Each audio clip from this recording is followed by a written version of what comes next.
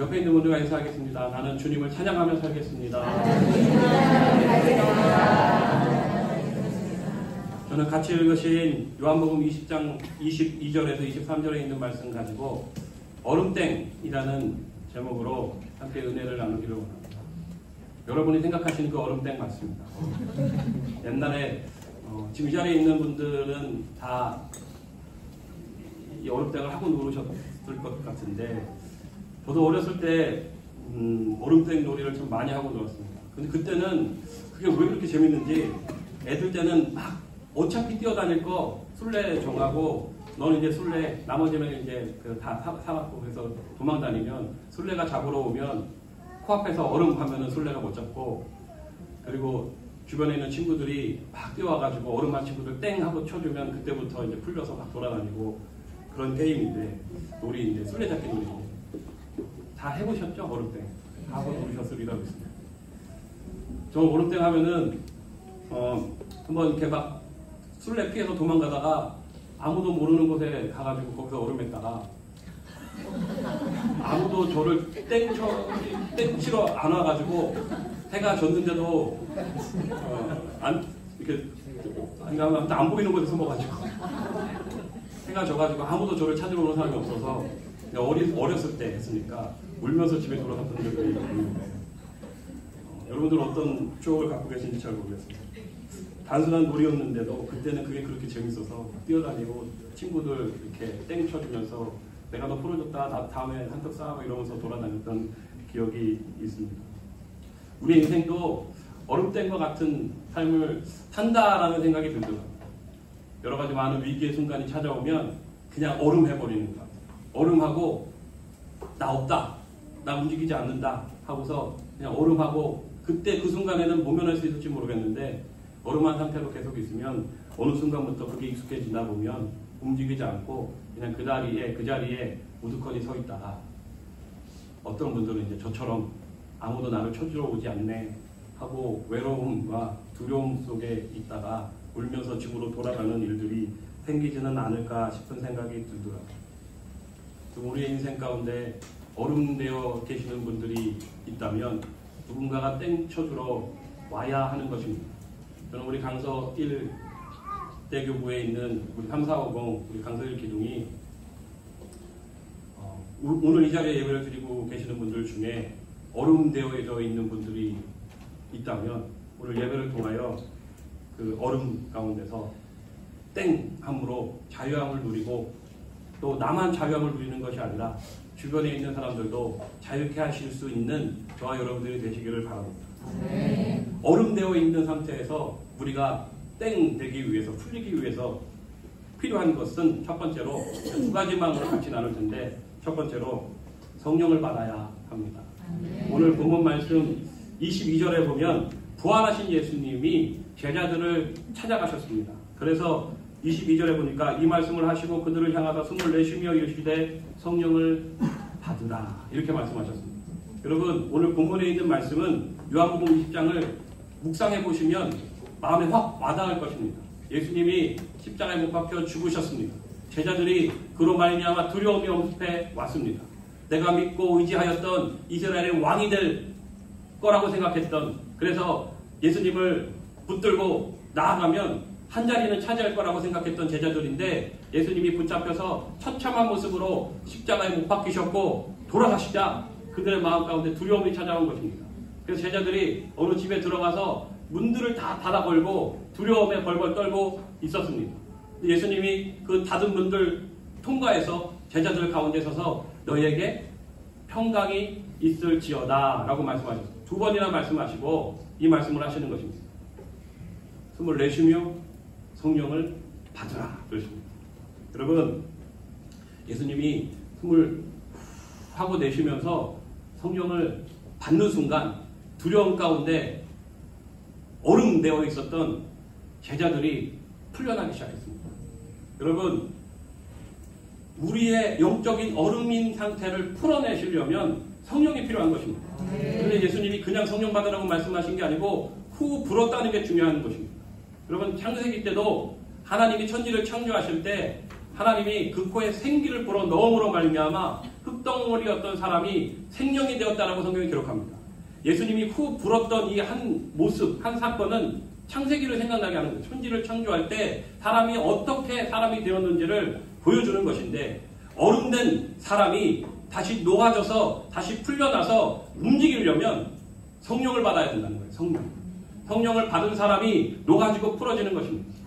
사랑하는 여러분, 여러분의 삶 가운데 어떤 일로 인해서 얼음 되었다면 그 얼음을 풀어내려면 먼저 성령을 받아야 돼요. 그 성령은 내가 노력한다고 받는 것이 아니고 하나님이 주시는 것이고 예수님이 주시는 것입니다. 예수님의 영이신 성령이 우리 안에 들어오게 하려면 먼저 예수님을 알아야 돼요. 예수님을 알려면 어디서 알을 수 있을까? 옆에 있는 사람한테 물어봐서 아는 것이 아니라 성경에 기록되어져 있습니다. 성경을 읽으면 구약, 신약 다 예수님에 대한 이야기입니다. 성경을 읽다 보면 성령을 받는 거예요. 성령을 받으면 어느 순간 얼어붙었던 내 몸과 마음과 영혼이 녹아지는 것입니다. 그럼 여러분 성령을 받아야 돼요. 예수님이 우리 그 몸 안에서 생기가 부러짐으로 말미암아 얼어붙었던 제자들의 마음이 녹아내리고 그 마음 가운데 평강이 임하고 기쁨이 임하였던 것처럼, 저는 우리 강서 일대교구에 우리 강서 일기둥에 있는 여러분들이 예수님으로 말미암아 성령 받으심으로 말미암아 녹아져 내리는 놀라운 일을 오늘 예배 가운데 경험하시기를 주님의 이름으로 축원을 드립니다. 아멘. 성령을 받아야 하는 것입니다. 아멘. 고린도후서 3장 17절에 주는 영이시니 주의 영이 계시는 곳에는 자유가 있느니라 그랬습니다. 주의 영이 임하는 곳에 자유가 있대요. 성경에서 말하고 있습니다. 성령을 받으면 성령이 우리 안에서 역사하심으로 말미암아 모든 묶였던 것들을 풀어주시는 것입니다. 모든 얼어붙었던 것을 녹여주시는 것입니다. 어떤 일 가운데 크게 상처를 받으면 사람이 그 일 때문에 트라우마를 겪게 되죠. 그 곁에도 가기 싫고 보기도 싫고 그 사람 얼굴도 보기 싫어요. 근데 성령을 받아야 그 마음의 상처가 치유되는 것입니다. 얼어붙었던 마음이 녹아져 내리는 것입니다. 그러므로 오늘 이따 기도할 때 하나님 나에게 성령을 주시옵소서. 성령을 주시옵소서. 내 마음에 상처가 있는데 이 상처를 치유하고 이 상처를 녹여내려면 성령을 받아야 한다고 하는데 하나님께 성령을 주시옵소서. 예수님이 부활하셔서 제자들을 찾아가셔서 제일 먼저 말씀하셨던 게 평강과 성령 받으라는 거였습니다.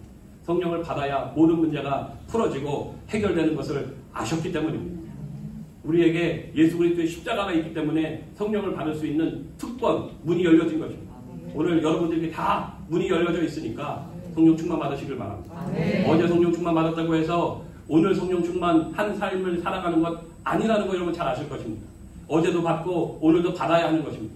오늘 거룩한 주일인데, 주일은 예수님이 십자가에서 못 박혀 죽으셨다가 부활하신 날이고, 오늘 요한복음 20장에 나오는 이 사건도 주일날 일어난 것입니다.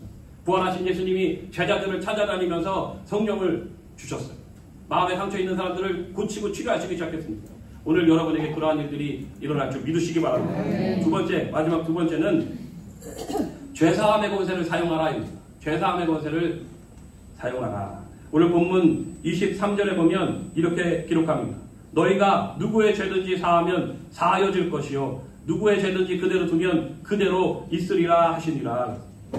여러분, 예수님이 성령을 받아라 라고 말씀하신 다음에 그 다음 하신 말씀이 중요한데, 성령을 받게 하신 이유가 있다는 것입니다. 그 이유가 무엇이냐? 죄를 사하라는 거예요. 죄를 사하라. 여러분, 구약성경, 신약성경 읽어보면 죄를 사한다라는 말을 들으면 신성모독이라 그래서 유대인들이 다 죽여버리려고 했습니다. 예수님도 죄를 사한다 그래서 신성모독이다 해서 제사장들과 유대인들이 예수님을 십자가에 못 박혀 죽이신 것입니다. 하나님만 죄를 사할 수 있지 어찌 네가 죄를 사할 수 있느냐? 라고 하면서 신성모독이라 해서 예수님을 잡아 죽이려고 했습니다.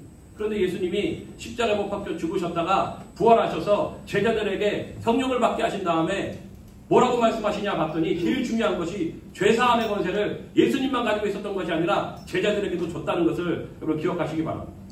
죄사함의 권세를 주셔서 너희가 누구의 죄든지 사하면 사하여질 것이요 그대로 두면 그대로 있으리라고 말씀하셨습니다. 이 얘기는 뭐냐면 사용할 수 있는 권세도 주셨고 사용하지 않아도 되는 권세도 주셨다는 것입니다. 선택은 우리에게 주셨습니다. 그런데 사용하지 않으면 세상이 죄악천지가 되겠죠. 여러분, 이 나라와 민족이 어려운 가운데 있는데 누구 죄 때문이냐? 여당, 야당 서로 나누어져서 각자가 서로 반대쪽을 욕하고 있는데 여러분 누구의 죄 때문인지 아십니까? 성경을 봤을 때, 성경을 들여다봤을 때는 하나님이 그 죄를 우리한테서 찾을 것 같아요. 죄사함의 권세를 저와 여러분에게 주셨는데 그 죄사함의 권세를 사용하지 아니하면 그 죄가 성경에 뭐라고 써있냐면 그대로 있으리라고 말했습니다. 여러분 이 한반도 땅에 이 땅에 여러 가지 많은 문제들이 있습니다. 그 문제를 해결하지 아니하면 그 문제가 그대로 있는 것입니다. 저희 집에 그 분리수거를 하기 위해서 이렇게 이 분리수거를 뭐 캔, 비닐, 종이 이렇게 하는 식으로 이렇게 딱 놔뒀는데 이제 사람이 살다 보면 쓰레기들이 생기잖아요. 그러면 이제 그 쓰레기들이 이제 넘쳐나기 시작합니다. 이제 이걸 넘어와서 그 옆에까지 쌓이고 막 그럴 때가 있어요. 그러면 이제 그때부터 저희 아내가 저한테 눈치를 줍니다. 빨리 가서 버리라고 몇 번 눈치를 줬을 때 빨리 가서 버리면 그날은 이제 행복한 거고 미루고 또 미루고 새벽 기도잖아 빨리 자야 돼 내일 버릴게 하고 미루면 점점 쌓이거든요. 안 버려주더라고. 제 몫이에요. 제 몫. 그대로 있어요 집에. 그러면 이제 집에 들어갈 때 발에 걸리기도 하고 그걸 제가 보면서 드는 생각이 뭐냐면 죄도 마찬가지구나. 그 죄를 빨리 치워버려야지 그대로 두면 어느 순간 그 집 안이 쓰레기장이 될 수 있는 것입니다. 그리고 이 땅에 죄의 문제, 그 죄의 쓰레기를 처리할 수 있는 사람은 저와 여러분들입니다. 예수를 믿고 성령을 받은 사람이 그 죄를 사할 수 있는 권세를 받아 누리게 되는 것을 여러분 아셔야 됩니다. 저는 요즘에 이 말씀을 묵상할 때 제 마음에 와 닿아요. 이 땅에 어느 순간부터 골목길을 다니다 보면 무당집들이 많아졌어요. 한참 없어졌다가 곳곳에 생기기 시작했어요. 제가 어느 날 모바일로 이렇게 검색하다 보니까 모바일에 이 무당들이나 저주할 때 쓰는 집신으로 만든 사람 모양으로 해가지고 하는 집신 모형들이 있잖아요. 근데 그게 팔더라고요. 그 팔아요. 사람들이 그걸 사가지고 뭐라고 써있냐면 스트레스 해소할 때 좋다. 그래서 스트레스 받는 사람들은 그걸 사가지고 내가 미워하는 사람 이름을 거기다 붙이고 침 같은 걸로 막 찔렀다가 스트레스가 풀려지면 불태워서 없애래요. 이거를 공공연하게 팔고 있더라고요. 그걸 사는 사람들이 있으니까 팔겠죠. 우리도 모르는 사이에 그런 무당, 미신들이 우리 사회 곳곳에 침투해 들어와 있더라고요. 그러면 이걸 모르는 사람들은 어린아이들이 그거 사가지고 중고등학생들이 그거 사가지고 재미로 생각하고 그걸 하고 있을 거 아니에요. 소름이 끼치더라고요.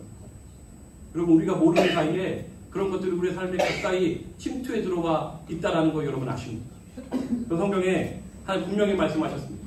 성령을 받은 사람이 해야 될 것은 누구의 죄든지 사하면 사하여질 것이요 그대로 두면 그대로 있으리라 주님께서 분명히 말씀하셨습니다. 이 책임이 누구한테 있습니까?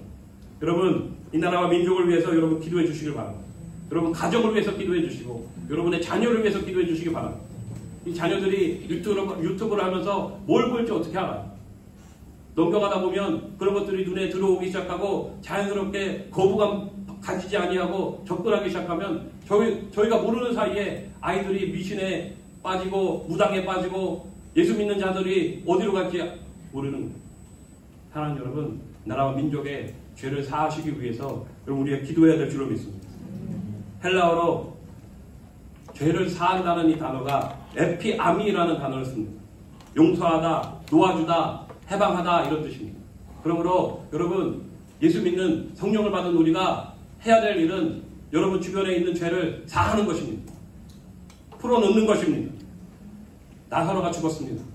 죽은 지 사흘 만에 예수님이 찾아가셨습니다. 그리고 돌을 옮겨놓으라고 말씀하시고 나사로야 나오라라고 말씀하시죠. 그랬더니 나사로가 기적과 같이 일어나서 배를 동해 상태로 나왔습니다. 그때 예수님이 제자들과 옆에 있는 사람들에게 얘기합니다. 풀어놓아 다니게 하라. 여러분 성령을 받은 사람은 풀어놓아 다니게 하셔야 합니다. 그것이 에피아미입니다. 죄를 사하는 것입니다. 이 땅을 다니면서 여러분 죄를 사하면서 다니시길 바랍니다. 쉽게 이야기하면 땡 하고 다니시라는 것입니다. 다니면서 얼어붙은 사람들이 있으면 예수 믿은 우리가 성령을 받은 우리가 예수님이 숨을 내쉬며 가라사대 성령을 받으라 해서 성령을 받은 우리가 땡 쳐주셔요. 땡. 얼음되어 있는 사람들을 풀어놓아 다니게 할 줄 아셔야 되는 것입니다. 사랑하는 여러분, 오늘 우리가 기도할 때인데 하나님 나에게 성령을 주시옵소서. 나에게 성령을 주시옵소서. 그리고 내가 다니면서 내 눈에 보이는 얼음되어 있는 사람들을 향해서 기도해 주기를 원합니다. 내가 기도해 줄 때 그들이 녹아지고 풀어지고 해방되어져서 이 땅을 풀어놓아 다니게 하라고 주님께서 말씀하셨는데 풀어놓아 다닐 수 있는 은혜를 경험하게 하여 주시옵소서 라고 기도하실 수 있는 저와 여러분들이 되시기를 주님의 이름으로 축원을 드립니다.